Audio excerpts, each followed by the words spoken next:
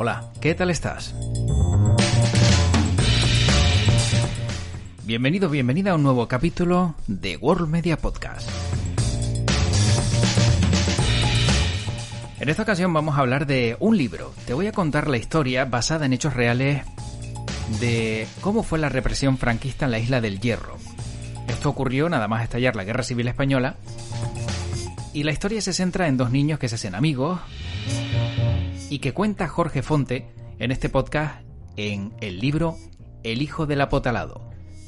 Un libro basado en hechos reales que no te dejará indiferente.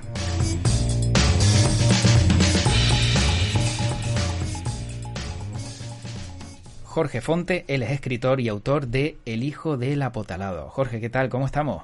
¿Qué hay? Encantado de saludarte, de poder hablar de este libro, de este proyecto, pero sabes que esa es la primera pregunta que creo que todo el mundo te ha hecho, ¿no? Y te va a seguir haciendo una vez que deja a conocer el libro. ¿Qué significa apotalado? Sí, bueno, apotalado es una palabra muy contundente, por eso la elegimos para el título. Es un canarismo que hace referencia a, está vinculado con un hecho histórico muy en concreto. Es decir, les explico, la potala es la piedra que usan las barcas de pesca para, como son pequeñas, no tienen anclas, pues usan una piedra que tiran al mar para atar las barcas y que la marea no se las lleve. Bueno, pues durante la Guerra Civil, a los ajusticiados, a los fusilados, realmente en Canarias no teníamos, a los bordes de las carreteras, como en la península, no hay fosas comunes.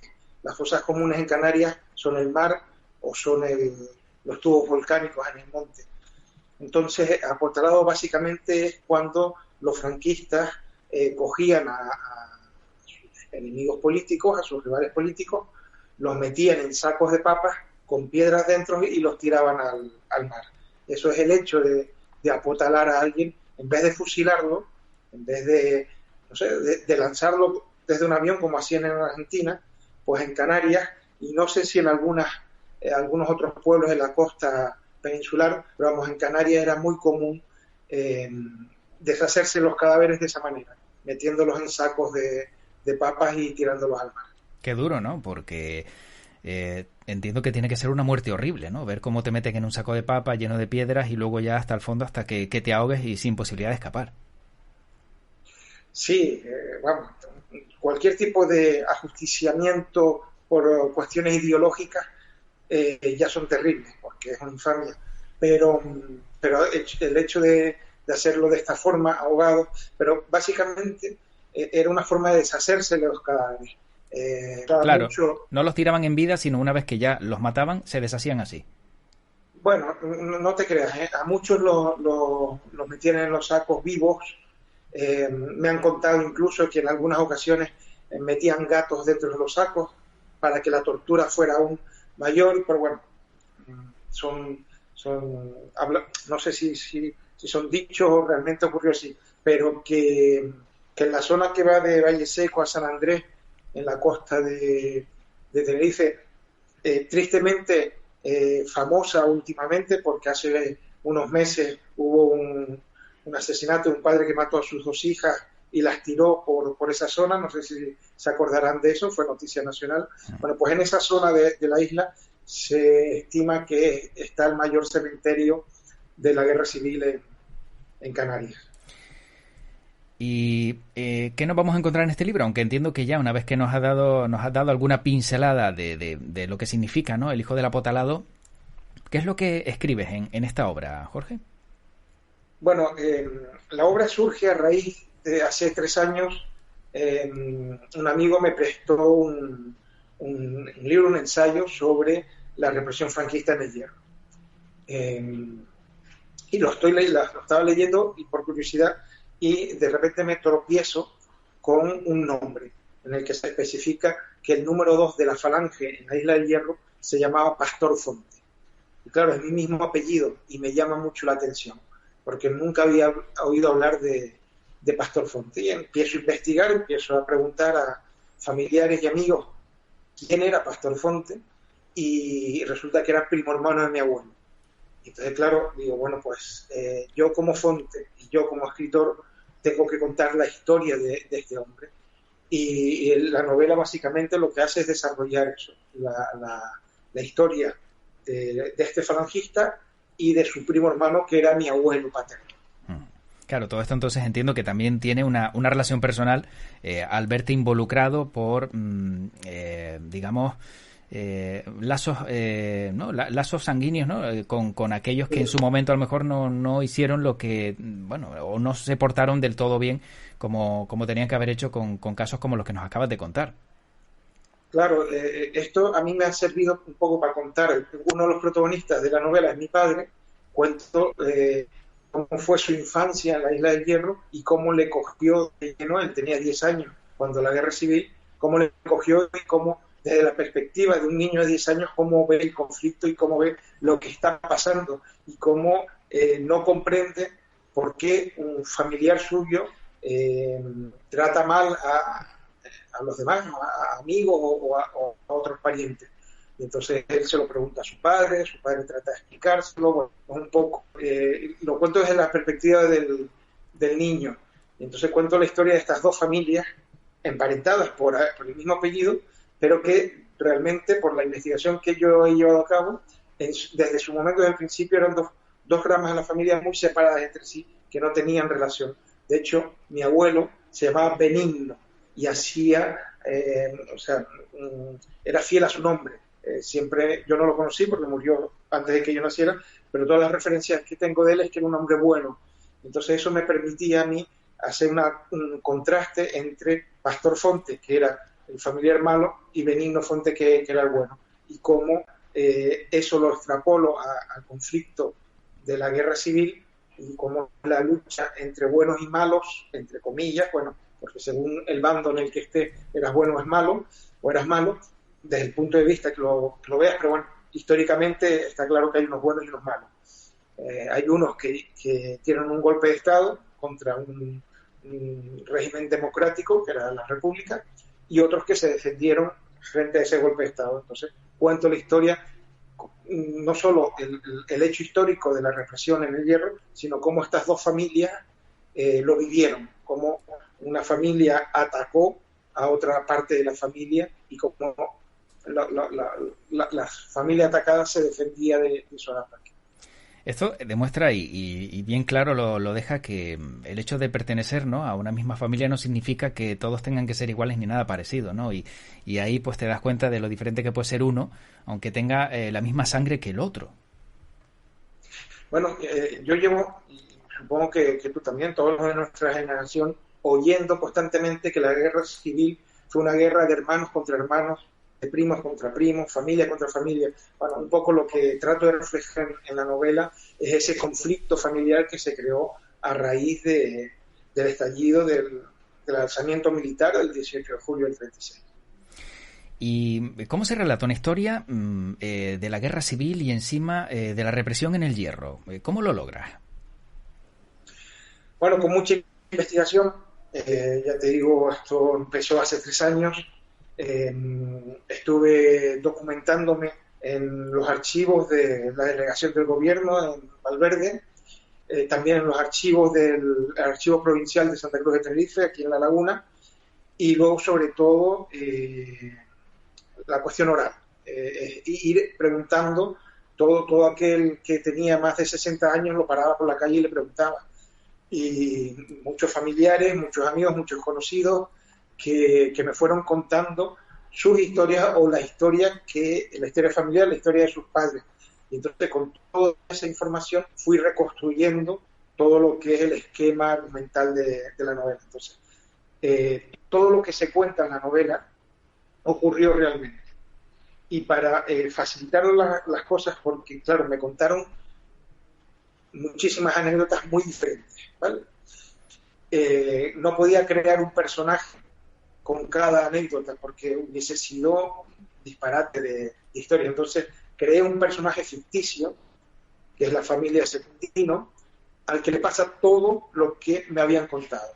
Es decir, al padre de Secundino es al que apotalan, por eso el hijo lo apotalado, pues al padre de Secundino es al que apotalan, a un hermano de Secundino lo cogen y lo llevan a la guerra, o sea, lo obligan a alistarse en el bando nacional para ir a la guerra.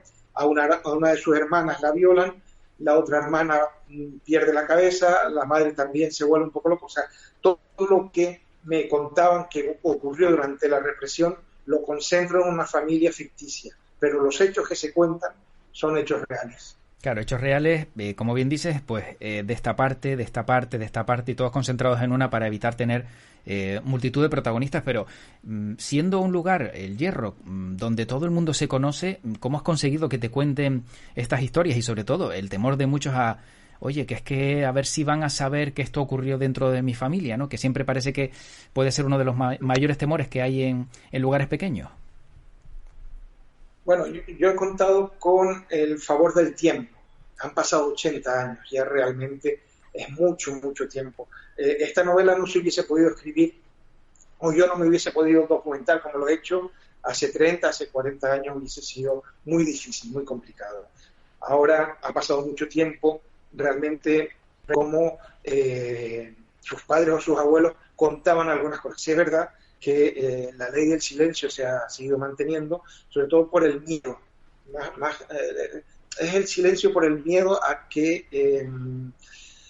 no sé si es el miedo a que vuelva a pasar, pero eso oportuno, he puesto nombres y apellidos de todas las personas que están vinculadas históricamente a los hechos. Decía justo, y para formular la pregunta, ¿no?, que si esto había servido para cerrar viejas heridas o abrirlas nuevamente para algunos que la habían olvidado. Yo creo que la novela básicamente, espero, o era mi intención a la hora de escribirla, ha servido para recordar, refrescar, para que no se olvide lo que pasó durante aquellos años, que fueron años muy duros y pasaron cosas bastante reprochables, bastante desagradables.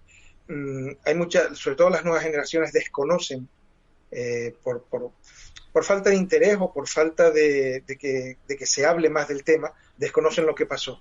Y yo quería o pretendía que esto no se quedara en el olvido, no se quedara en el pasado. Hay cosas del pasado que hay que tenerlas presentes, que hay que recordarlas, porque si no estamos condenados a que se vuelvan a repetir.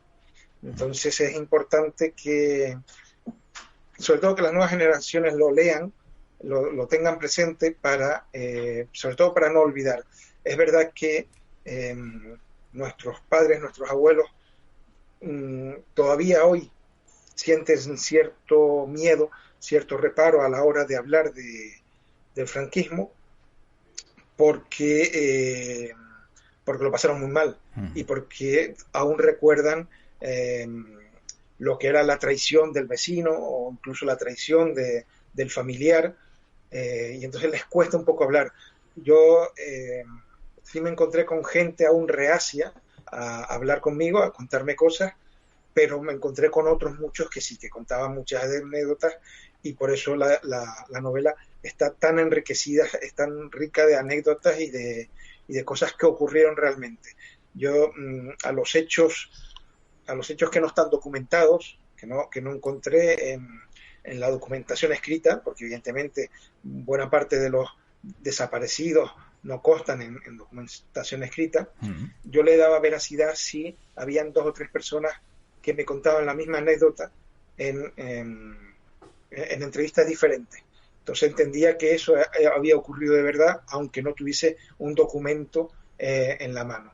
Y eso es con lo que se ha enriquecido la novela, y eso es lo que hoy, desde la libertad que nos da el paso del tiempo y sobre todo el conocimiento y la posibilidad de la documentación que hoy tenemos. Hoy podemos acceder a los archivos, cosa que hace un par de décadas era más complicado, pero incluso los archivos militares también se puede acceder con total libertad, y eso te permite tener una base, una documentación bastante sólida a la hora de enfrentarte a un tema tan peliagudo como este.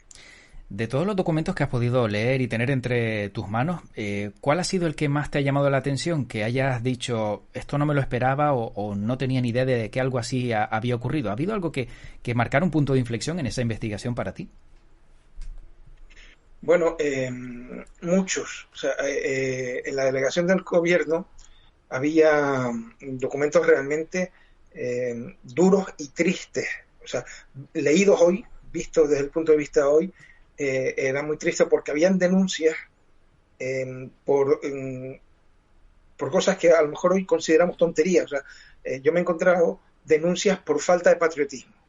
Eso es que cuando pasabas por delante del cuartel militar no te parabas y saludabas y alzabas la mano. Eso, ya solo eso era signo de falta de patriotismo. O no ir a misa, también denuncias por no ir a misa del domingo a las 12. Esa denuncia, que dice, bueno, pues esto es baladí, no, esa denuncia acarreaba con consecuencias muy, muy graves. De hecho, el que denunciaba sabía lo que iba a pasar. Si a ti te denunciaban por falta de patriotismo, primero te llevaban a la cárcel, o sea, te iban a buscar a tu casa, por la noche normalmente, te sacaban a rastre de tu casa, te daban una paliza en la calle y te llevaban a la cárcel. De ahí podías salir a los 4 o 5 días, en el mejor de los casos, pero en el peor podías derivarte, te metían en un barco y te llevaban a la prisión de Faife, en Tenerife, una prisión que estuvo vigente durante 15 años, o sea, no fue una prisión solo durante la guerra civil, sino que estuvo en activo durante 15 largos años. Bueno, pues te encerraban en la prisión de Faife y de ahí ya tu destino estaba marcado. Ahí podías acabar siendo apotalado o siendo lanzado como lo que se está descubriendo, no, porque se sabe de hace muchísimos años, pero ahora se está trabajando en la cima de Jinama, en Gran Canaria, que se ha encontrado en un tubo volcánico. Yo creo que ya van por más de 200 cadáveres, entonces los lanzaban ahí directamente. Luego, esta falsa acusación o esta acusación trivial tenía más consecuencias porque a tu familia le ponían una multa por los gastos generados por la detención, etcétera, etcétera. Si estamos hablando de familias de campesinos, de medianeros, estas multas eran astronómicas y ellos a veces no podían hacer frente a esa multa. Además, el cabeza de familia estaba detenido, con lo cual no iba a trabajar, con lo cual no entraba dinero en la casa. Y la forma de pagar esa multa era vendiendo un terrenito, o vendiendo la casa de la abuela, o vendiendo una joya, o vendiendo lo que tuviese. ¿Qué es lo que propició eso? Que normalmente la mayoría de las denuncias eran vecinos, paredes que colindaban, y entonces a lo mejor terrenos que antes de la guerra eran pequeños, después de la guerra habían quintuplicado su tamaño. Claro, con lo cual... Mucha gente se aprovechó claro, de ese tipo de cosas durante la guerra. Eso justo te iba a decir. Muchos se aprovecharon de ese tipo de denuncias, no vas a misa, no te paras delante de la bandera en el cuartel, me estás molestando como vecino y me pongo una excusa, y todo ese tipo de injusticias pudo incluso haber acabado con muchas vidas, ¿no? Sí, no, o sea, eso está claro porque te lo cuentan, o sea, los nietos ahora te cuentan, a mí me contaban de que un caso en concreto, que su abuelo, que no había hecho nada, ni siquiera estaba afiliado a un sindicato o a un partido de izquierda ni nada, sino era una persona normal y corriente, pues lo fueron a buscar un día, desapareció y nunca más volvió. No se sabe qué pasó. Cuando según a quien le preguntas, según quien te cuente la historia, te puede decir, no, ese hombre embarcó y se fue a Venezuela y hizo fortuna allá y tal, que a lo mejor puede pasar, pero también tenemos la otra opción. Claro. Y por la investigación que yo he llevado, más me inclino a pensar en la otra opción, desgraciadamente. Para ir terminando, si no me equivoco, esta es la tercera novela, tras Una isla a la deriva, Llevadme a ver el mar, y todas tras arduas investigaciones. ¿Cuánto tiempo te lleva un proyecto como este, que antes decía 3 años, pero de todos estos 3 libros, ¿cuál ha sido el que más tiempo ha durado en elaborar, o has tardado en elaborar? Bueno, quizás Llevadme a ver el mar, porque es una novela histórica que se desarrolla en la laguna en el siglo XVI, y conllevaba mucha investigación de documentos antiguos, de libros que trataran sobre la época, y entonces a lo mejor el periodo de investigación en Llevarme al mar fue más largo, aunque la escritura, la narración fue más corta. Aquí, en El hijo del apotalado, fue al revés.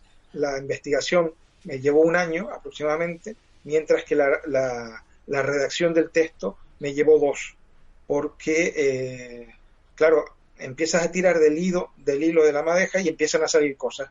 Y mientras estaba redactando la novela, me seguían llegando anécdotas y gente que se había enterado de que yo estaba investigando el caso y me llamaban y me contaban, y entonces yo iba, como podía, metiendo las nuevas anécdotas en la trama de la historia. Entonces la redacción de la historia me costó bastante más. Además, yo quería ser muy exquisito, porque a fin de cuentas yo procedo de la isla del Hierro, toda mi familia paterna es de allí, y sabía que el libro, aunque se ha publicado a nivel nacional, el herreño iba a estar muy pendiente de lo que contaba, de cómo lo contaba, a quién nombraba, qué anécdotas incluía y cuáles no. Entonces ahí digamos que hice una labor bastante,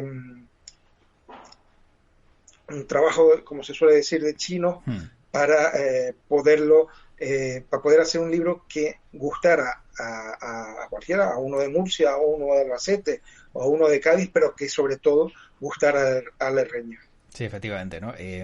No desencantar a los propios, pero también que el ajeno pudiera saber y conocer pues lo que pasó, ¿no? en la isla en aquella época, que entiendo que gracias a esta obra pues tenemos una visión más amplia.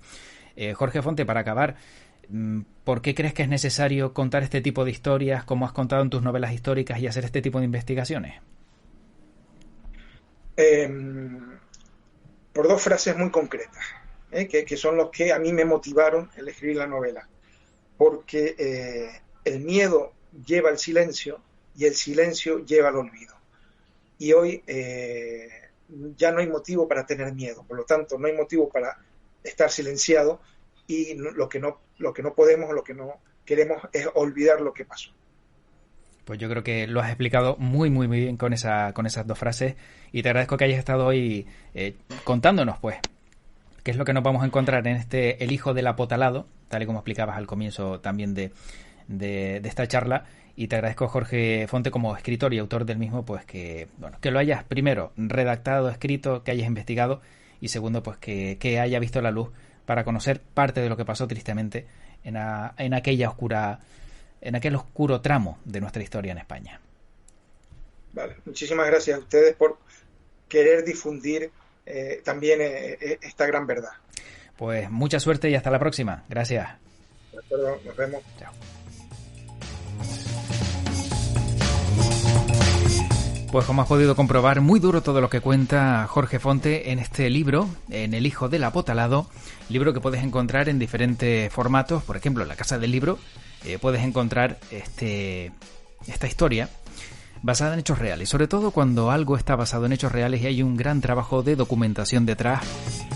Hay que reconocerlo, y hay que también dar a conocer pues ese duro esfuerzo de su autor por sacarlo adelante. Bueno, espero que hayas tenido algo de entretenimiento, aunque la historia haya sido en algunos casos pues bastante dura. Hay veces que también tenemos que conocer qué sucedió, como bien decía Jorge, para evitar esos errores y repetirlos. Yo te espero en un siguiente podcast. Soy José Luis Martín y recuerda que puedes encontrar todos estos contenidos y muchos más en worldmedia.es y en las diferentes plataformas de podcast, de audio, en la que suelas estar habitualmente. Seguro que si pone World Media, ahí nos vas a encontrar. Lo dicho, te espero en un siguiente capítulo. Como siempre, te deseo lo mejor y además te deseo que tu podcast te acompañe. Cuídate mucho.